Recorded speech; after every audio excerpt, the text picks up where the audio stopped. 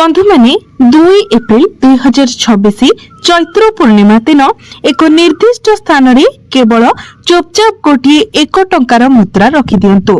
मां लक्ष्मी को आशीर्वाद रे केवल आपणकर जीवन रे धनर वर्षा हेब नाही बरं आपण कोटिपति मध्य होइजिबे एवं आपणक घर हस खुशी रे भरि जिवो। आपणकर प्रत्येक इच्छा पूर्ण हेबो। आपणकर बैंक बैलेंस बढ़िबाकु लागिबो। आपणकर कैरियर एवं व्यवसाय रे आपण उन्नति देखिबाकु पाइबे। बंधु माने हमर वर्ष रे 12टी पूर्णिमा रही थाए एवं प्रत्येक पूर्णिमार गुरुत्व एवं महत्व रहिछि। तेबे एबे जो चैत्र पूर्णिमा आसीबाकु जाउछि एहा मध्य स्वतंत्र अटे। तो बंधु माने एही दिन करा जायथिबा जे कोनोसी पूजा आध्यात्मिक अभ्यास किंबा कोनोसी उपायर एक विशेष गुरुत्व रहिछि। शास्त्र रे स्पष्ट भाबरे कहा जायछि जे चैत्र पूर्णिमा दिन मां लक्ष्मी आम मध्य रे वास करिबा पई पृथ्वी को अवतरण करंती। एही दिन से एक असाधारण दयालु मनोभाव रे थांती, शांत मुद्रा रे थांती। तांकर भक्त मानकर उपरे दुई हाथ रे कृपा वर्षा करंती। तो बंधु माने एही पवित्र चैत्र पूर्णिमा दिन आपण जदि 1 टंकिया मुद्रार एही प्राचीन कालर महा उपाय करि नेउछंती तेबे आपण शीघ्र मां लक्ष्मीकर दिव्य आशीर्वाद प्राप्त करिवे। फलस्वरूप आपण केबे भी दुख दारिद्र्य एवं कष्ट मध्यरे आपणको जीवन बिताइबाको पड़िबो नाही। एही सरल उपायटी आपणकर जीवन रे धनर वर्षा करिबो।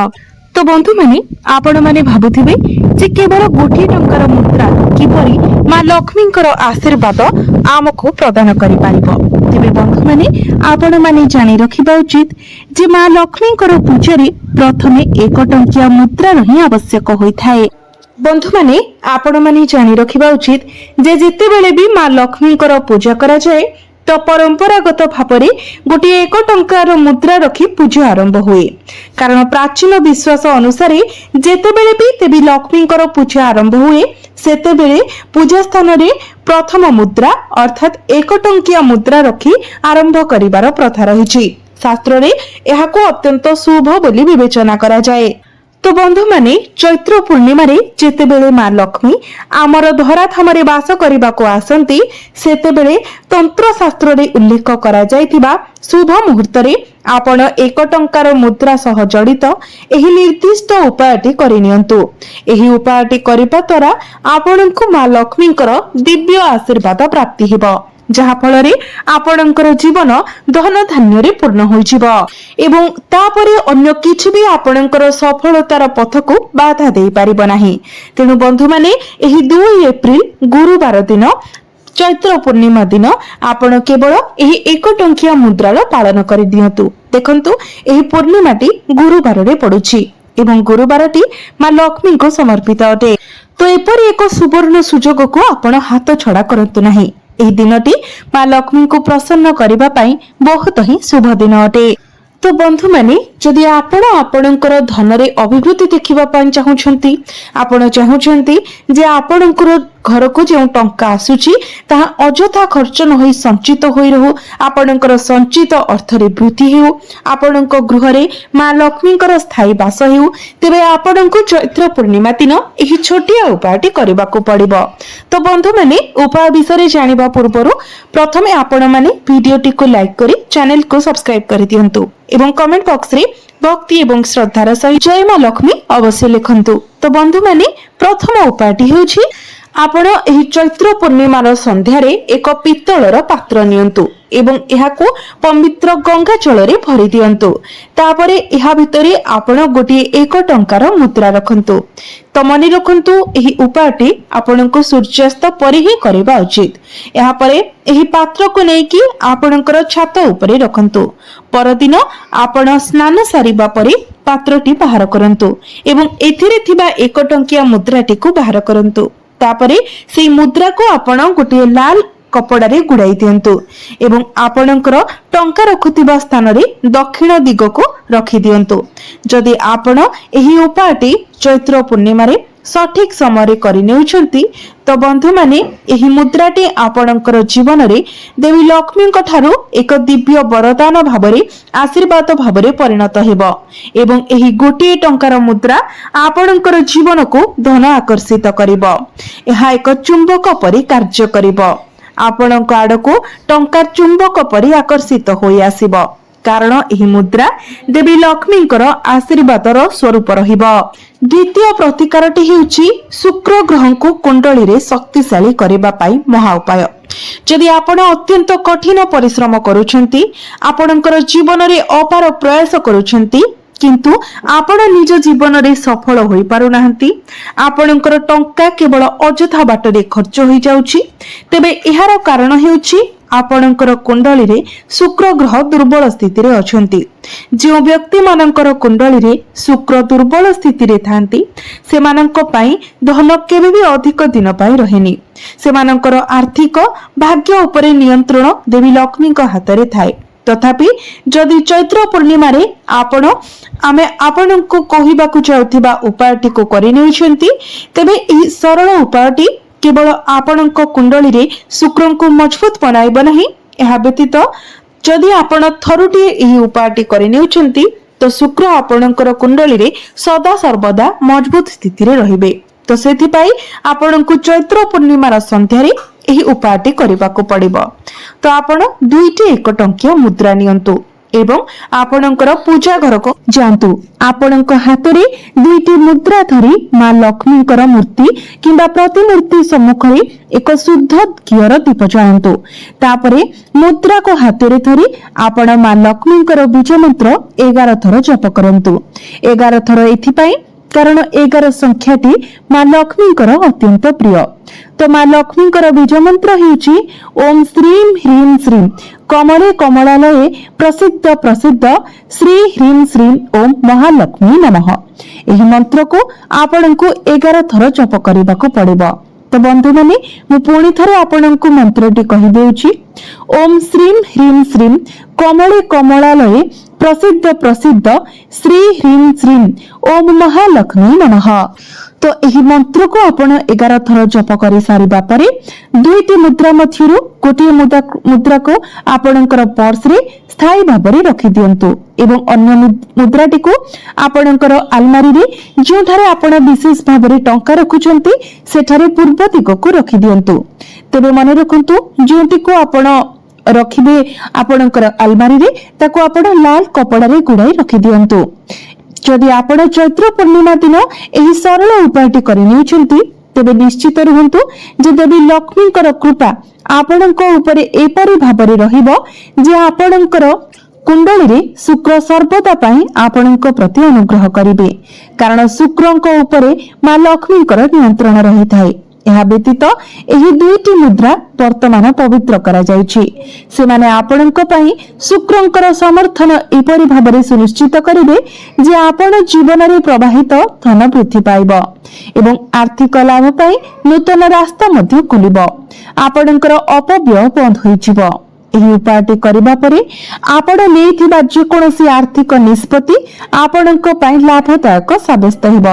परवर्ती प्रतिकारटी हेउची धन अर्जन पाई एक शक्तिशाली उपाय।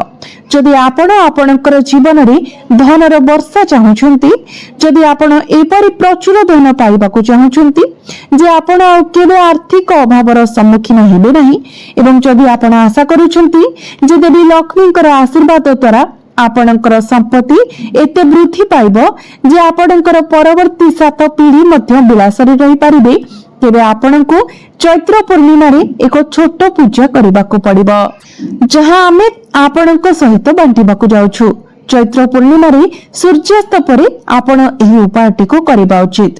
तो बंधु माने चैत्र पूर्णिमा दिन आपण स्नान करि सारिबा परे लाल वस्त्र पिंधि नियंतु कारण लाल रंगटी मां लक्ष्मीकर अत्यंत प्रिय एवं एहा परे आपण निजर पूजा घर को जांतु विशेष करी सही स्थान को जोठारे मां लक्ष्मीकर कोनोसी मूर्ति किंबा प्रतिछवि रखा जायछि तो मां को सम्मुख रे आपण एक शुद्ध घियर दीप जलांतु। एबे मां को सम्मुख रे एक लाल रंगर कपड़ा बिछाई दियंतु। एही लाल कपड़ा उपरे आपण गोटिए टंकार मुद्रा गोटिए मुठा धनिया ଏବଂ 3ଟି ଲବଙ୍ଗ ରଖନ୍ତୁ। ମନେ ରଖନ୍ତୁ, ଲବଙ୍ଗ ଗୁଡ଼ିକ ଯେମିତି ସମ୍ପୂର୍ଣ୍ଣ ଅକ୍ଷତ ହେବା ଆବଶ୍ୟକ। କୌଣସି ସ୍ଥାନରୁ ଯେମିତି ଭାଙ୍ଗି ନଥାଏ ସେଥିପ୍ରତି ଧ୍ୟାନ ରଖିବେ। ଏବେ ତାହାକୁ ଆପଣ ଏକ ପୋଟଳି ବନାଇ ନିଅନ୍ତୁ ଏବଂ ତାକୁ ସୁରକ୍ଷିତ ରଖିବା ପାଇଁ ଏକ ପବିତ୍ର ଲାଲ ସୂତା ବ୍ୟବହାର କରନ୍ତୁ। ଏହି ପୋଟଳିକୁ ହାତରେ ଧରି ମା ଲକ୍ଷ୍ମୀଙ୍କର ବୀଜ ମନ୍ତ୍ର 11 ଥର ଜପ କରନ୍ତୁ, କାରଣ 11 ସଂଖ୍ୟାଟି ମା ଲକ୍ଷ୍ମୀଙ୍କର ଅତ୍ୟନ୍ତ ପ୍ରିୟ ଏବଂ ଅତ୍ୟନ୍ତ ଶୁଭ। ତ ମୁଁ ପୂର୍ବରୁ ହିଁ ଆପଣଙ୍କୁ ମାଙ୍କର ବୀଜ ମନ୍ତ୍ର କହିସାରିଛି। ତ ସେଇ ବୀଜ ମନ୍ତ୍ରକୁ ଆପଣ 11 ଥର ଜପ କରିସାରିବା ପରେ সেই ପୁଟୁଳିକି ନେଇକି ଆପଣଙ୍କର ଟଙ୍କା ରଖୁଥିବା ସ୍ଥାନରେ ରଖିଦିଅନ୍ତୁ। ଏହି ଉପାୟଟି ଆପଣଙ୍କୁ ଚୈତ୍ର ପୂର୍ଣ୍ଣିମାର ସୂର୍ଯ୍ୟାସ୍ତ ପରେ କରିବା ଉଚିତ। ଏହି ପୁଟୁଳିଟି ଆପଣଙ୍କର ଧନ ରଖୁଥିବା ସ୍ଥାନରେ ରଖିବା ଦ୍ୱାରା ଏହା ଏକ ଚୁମ୍ବକ ଭଳି କାର୍ଯ୍ୟ କରିବ। ଆପଣଙ୍କ ଘରକୁ ଧନ ଆକର୍ଷିତ କରିବା ପାଇଁ କାର୍ଯ୍ୟ କରିବ, ଯାହା ଫଳରେ ଆପଣଙ୍କ ଜୀବନରେ ଚାଲିଥିବା ଆର୍ଥିକ ସଙ୍କଟ ଦୂର ହୋଇଯିବ।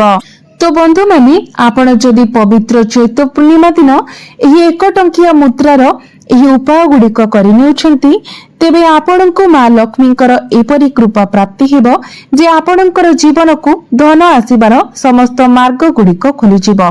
ଏହା ବ୍ୟତୀତ ମା ଲକ୍ଷ୍ମୀଙ୍କର ଆଶୀର୍ବାଦ ସହିତ ଆପଣଙ୍କୁ ଆପଣଙ୍କର ପ୍ରତ୍ୟେକ ଚେଷ୍ଟାରେ ମଧ୍ୟ ସଫଳତା ମିଳିବ। ଆପଣ ନିଶ୍ଚିତ ଭାବରେ ଏହି ସରଳ ପ୍ରତିକାର ଗୁଡ଼ିକ ଚୈତ୍ର ପୂର୍ଣ୍ଣିମା ଦିନ କରନ୍ତୁ, କାରଣ ଏହି ଉପାୟ ଗୁଡ଼ିକ ଅତ୍ୟନ୍ତ ସରଳ କିନ୍ତୁ ଏହାର ପ୍ରଭାବ ଅତ୍ୟନ୍ତ ଶକ୍ତିଶାଳୀ। ଯଦି ଆପଣ ଏହି ଉପାୟକୁ କରୁଛନ୍ତି ତ ଆପଣ ନିଜେ ହିଁ ଆପଣଙ୍କ ନିଜ ଜୀବନରେ ଏହାର ଚମତ୍କାରିତା ଦେଖିବାକୁ ପାଇବେ। କିନ୍ତୁ ମନେ ରଖନ୍ତୁ, ସମ୍ପୂର୍ଣ୍ଣ ଶୁଦ୍ଧତାର ସହିତ ଏବଂ ଭକ୍ତି ଶ୍ରଦ୍ଧାର ସହିତ ସମ୍ପୂର୍ଣ୍ଣ ବିଶ୍ୱାସର ସହିତ ଆପଣଙ୍କୁ ଏହି ଉପାୟ କରିବାର ଅଛି। ଏହି ଦିନ ଆପଣଙ୍କୁ ନିଜ ଘରକୁ ସମ୍ପୂର୍ଣ୍ଣ ପରିଷ୍କାର ପରିଚ୍ଛନ୍ନ ଏବଂ ଶୁଦ୍ଧ ରଖିବାର ଅଛି। ଯେପରି ଗୁରୁବାର ଦିନ ଆମେ ନିୟମ ଗୁଡ଼ିକୁ ମାନିଥାଉ, ସେହିଭଳି ଏହି ଦିନ ଆପଣଙ୍କୁ ସମସ୍ତ ନିୟମ ମାନିବାର ଅଛି।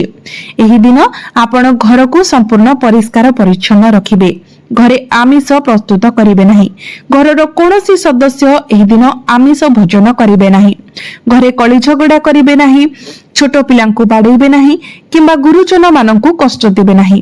ଏହି ଦିନ ଯଦି ଆପଣଙ୍କ ଘରକୁ କୌଣସି ଭିକ୍ଷୁକ ଆସୁଛନ୍ତି, କୌଣସି ବ୍ୟକ୍ତି ସାହାଯ୍ୟ ପାଇଁ ଆସୁଛନ୍ତି, ତାହାକୁ କେବେ ମନା କରିବେ ନାହିଁ କିମ୍ବା ଖରାପ ବ୍ୟବହାର ଦେଖେଇବେ ନାହିଁ। ନିଜ ସାମର୍ଥ୍ୟ ଅନୁସାରେ ଆପଣ ଯେତିକି ପାରିବେ ସେହି ଅନୁସାରେ ଆପଣ ଯେତେ ପାରିବେ ସାହାଯ୍ୟ କରିବା ପାଇଁ ଚେଷ୍ଟା କରନ୍ତୁ, କାରଣ ଆପଣ ଜାଣନ୍ତି ନାହିଁ ମା ଲକ୍ଷ୍ମୀ କେଉଁ ବି ରୂପରେ ଆପଣଙ୍କ ଘରକୁ ଆସିପାରନ୍ତି। ତ ଏହି କଥାର ଆପଣ ବିଶେଷ ଭାବରେ ଧ୍ୟାନ ରଖିବେ ଏବଂ ଯେତେ ପାରିବେ ଏହି ଦିନଟି ଆପଣ ମା ଲକ୍ଷ୍ମୀଙ୍କୁ ସମର୍ପିତ କରିବା ପାଇଁ ଚେଷ୍ଟା କରିବେ। ମା ଲକ୍ଷ୍ମୀଙ୍କର ପୂଜା ଆରାଧନା ଭକ୍ତିରେ ନିଜକୁ ଡୁବାଇ ଦେବା ପାଇଁ ଚେଷ୍ଟା କରିବେ। ବନ୍ଧୁମାନେ, ଦେବାଦେବୀ ମାନେ କେବେ କୌଣସି ଜିନିଷ ପ୍ରତି ଲୋଭୀ ହୋଇନଥାନ୍ତି, କାରଣ ଆମ ପାଖରେ ଯାହା ବି ରହିଛି ସେସବୁ ସେହି ଦେବାଦେବୀ ମାନଙ୍କର କୃପା।